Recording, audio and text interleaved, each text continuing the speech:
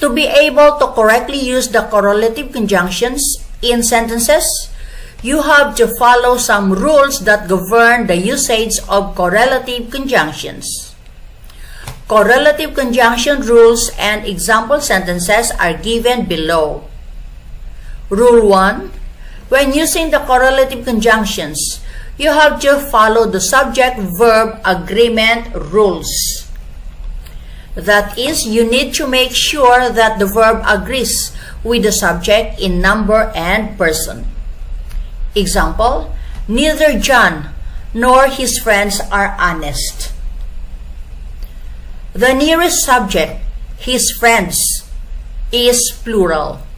So the plural verb are is used.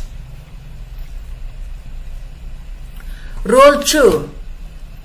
When using the correlative conjunctions, you have to use the items of equal grammatical rank, either two nouns or two verbs, or two phrases, or two clauses, and so on.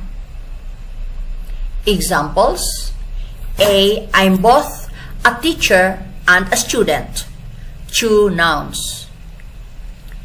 You can either read or sleep. Two verbs. Both teaching and helping are good activities. Two phrases. Just as English is spoken in England, so is German spoken in Germany. Two clauses.